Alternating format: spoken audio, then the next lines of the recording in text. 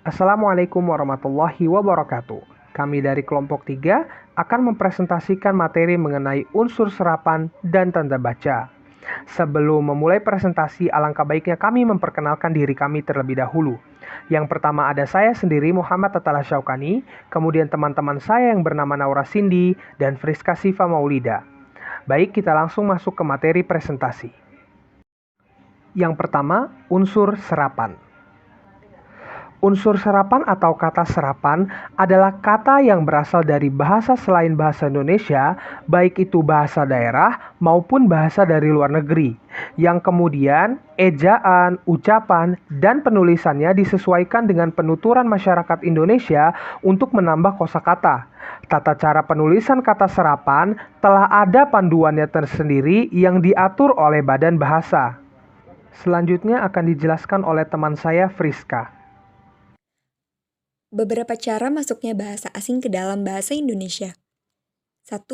Adopsi, yaitu penyerapan bahasa asing secara menyeluruh. 2. Adaptasi, yaitu penyerapan bahasa asing di mana ejaan dan cara penulisan disesuaikan dengan aturan bahasa Indonesia. 3. Pungutan, yaitu penyerapan bahasa asing dengan mengambil konsep dasar yang kemudian dicari padanan katanya atau diterjemahkan. Berikut beberapa penulisan dari unsur serapan. Penyerapan secara alamiah. Penyerapan secara alamiah yaitu kata-kata asing diserap ke dalam bahasa Indonesia yang lazim, dieza dan dilafalkan dalam bahasa Indonesia yang tidak mengalami perubahan. Penyerapan seperti ini dikategorikan sebagai penyerapan secara alamiah. Penyerapan seperti bentuk asal. Unsur asing yang belum sepenuhnya diserap ke dalam bahasa Indonesia dapat dipakai dalam bahasa Indonesia dengan jalan masih mempertahankan lafal bahasa asalnya atau asing. Jadi, pengucapan kata tersebut masih seperti bentuk asalnya. Penyerapan seperti ini tidak terlalu banyak ditemukan dalam bahasa Indonesia. Lalu yang ketiga ada penyerapan dengan terjemahan, yaitu penyerapan unsur-unsur bahasa asing ke dalam bahasa Indonesia dapat dilakukan melalui penerjemahan kata-kata asing tersebut. Penerjemahan ini dilakukan dengan cara memilih kata-kata asing tertentu yang kemudian diterjemahkan ke dalam bahasa Indonesia dan dapat berupa satu kata asing dipadankan dengan satu kata atau lebih dalam bahasa Indonesia. Lalu selanjutnya ada penyerapan dengan perubahan. Dalam penyerapan ini perlu diusahakan agar ejaan dan lafal asing atau asal hanya diubah seperlunya, sehingga bentuk Indonesianya masih dapat dibandingkan dengan bentuk asalnya. Ada 57 ketentuan mengenai perubahan dan penyusunan bunyi dari kata asing ke kosakata Indonesia. Lalu ada penyerapan akhiran asing. Penyerapan akhiran asing disesuaikan dengan kaidah yang ada dalam bahasa Indonesia. Ketentuan ini telah diatur dalam kaidah ejaan yang disempurnakan. Akhiran-akhiran ini antara lain yaitu akhiran is, isme, al, ik, ika, wan, wati, lok, tas, dan ur. Dan yang terakhir ada unsur serapan diberi imbuhan bahasa Indonesia, yaitu pemberian imbuhan pada unsur ini dapat dilakukan dengan dua cara, yaitu proses pengimbuhannya mengikuti kaidah bahasa Indonesia atau proses pengimbuhannya tidak mengikuti kaidah bahasa Indonesia. Baik, selanjutnya ada tanda baca. Tanda baca adalah tanda-tanda yang digunakan di dalam bahasa tulis agar kalimat yang kita tulis dapat dipahami oleh orang lain dengan persis seperti yang kita maksud. Pemakaian tanda baca yang tepat penting diperhatikan dalam penulisan karya ilmiah. Banyak pemakai bahasa yang kurang mengindahkan kaidah tanda baca sehingga penulisan karya ilmiahnya tidak mencapai sasaran. Adanya pemakaian tanda baca yang tepat dapat membantu pembaca memahami tulisan dengan cepat. Kemudian, tanda baca terdiri dari beberapa tanda. Yang pertama, tanda titik. Tanda titik dipakai pada akhir kalimat pernyataan. Kemudian, tanda titik juga dipakai dalam daftar pustaka di antara nama penulis, tahun, judul tulisan yang tidak berakhir dengan tanda tanya atau tanda seru, dan tempat terbit. Yang ketiga, tanda titik dipakai untuk memisahkan angka jam, menit, dan detik yang menunjukkan waktu atau jangka waktu. Kemudian tanda titik dipakai untuk memisahkan bilangan ribuan atau kelipatannya yang menunjukkan jumlah. Dan yang terakhir, tanda titik dipakai di belakang angka atau huruf dalam suatu bagan, ikhtisar, atau daftar. Berikut beberapa cara penggunaan tanda koma. A. Tanda koma dipakai di antara unsur-unsur dalam suatu pemerincian atau pembilangan. B. Tanda koma dipakai untuk memisahkan anak kalimat yang mendahului induk kalimatnya. C. Tanda koma dipakai sebelum kata penghubung seperti tetapi, melainkan, dan sedangkan dalam kalimat majemuk setara. D. Tanda koma dipakai sebelum dan atau sesudah kata seru, seperti oh, ya, wah, dan kata yang dipakai sebagai sapaan. E. Tanda koma dipakai di belakang kata atau ungkapan penghubung antar kalimat, seperti oleh karena itu, jadi, dengan demikian. F. Tanda koma dipakai untuk memisahkan petikan langsung dari bagian lain dalam kalimat. G. Tanda koma dipakai untuk memisahkan bagian nama yang dibalik susunannya dalam daftar pustaka. H. Tanda koma dipakai di antara bagian-bagian dalam catatan kaki atau catatan akhir. I.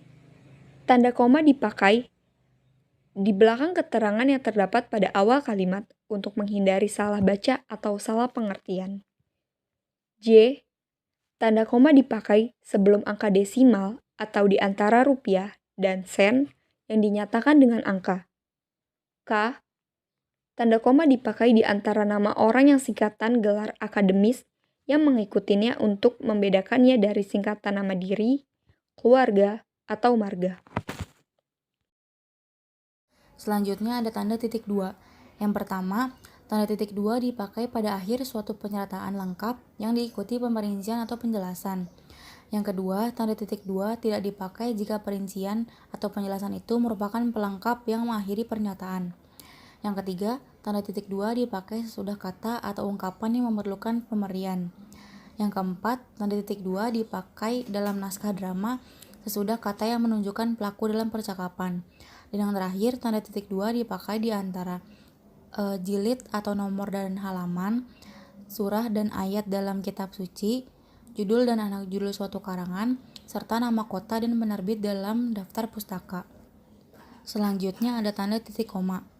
Yang pertama, tanda titik koma dapat dipakai sebagai pengganti kata penghubung untuk memisahkan kalimat setara yang satu dari kalimat setara yang lain dalam kalimat majemuk. Yang kedua, tanda titik koma dipakai pada akhir perincian yang berupa klausa. Dan yang terakhir, tanda titik koma dipakai untuk memisahkan bagian-bagian pemerincian dalam kalimat yang sudah menggunakan tanda koma. Selanjutnya ada tanda hubung. Yang pertama, tanda hubung dipakai untuk menandai bagian kata yang terpenggal oleh pergantian baris. Yang kedua, tanda hubung dipakai untuk menyambung unsur kata ulang.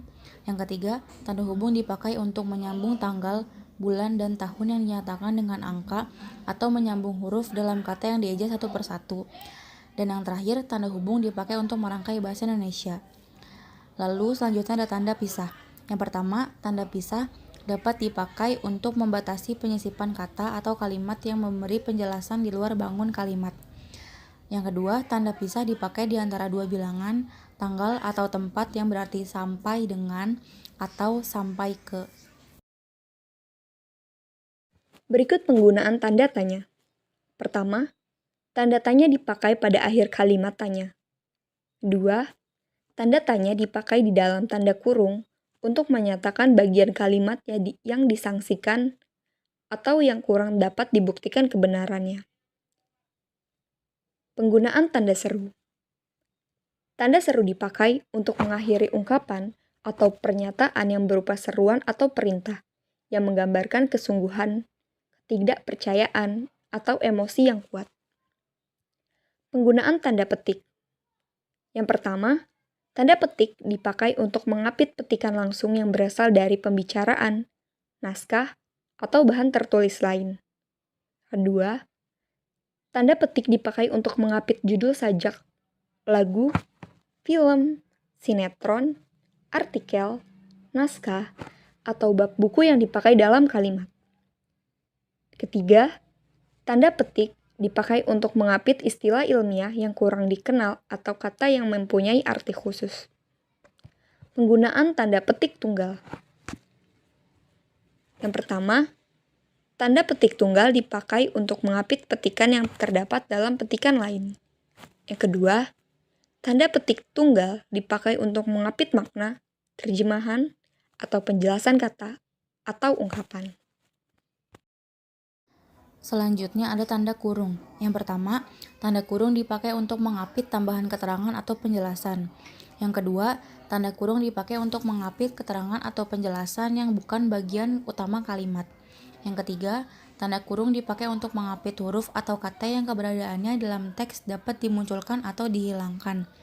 Dan yang terakhir, tanda kurung dipakai untuk mengapit huruf atau angka yang digunakan sebagai penanda pemerincian. Selanjutnya ada tanda elipsis. Yang pertama, tanda elipsis dipakai untuk menunjukkan bahwa dalam suatu kalimat atau kutipan ada bagian yang dihilangkan.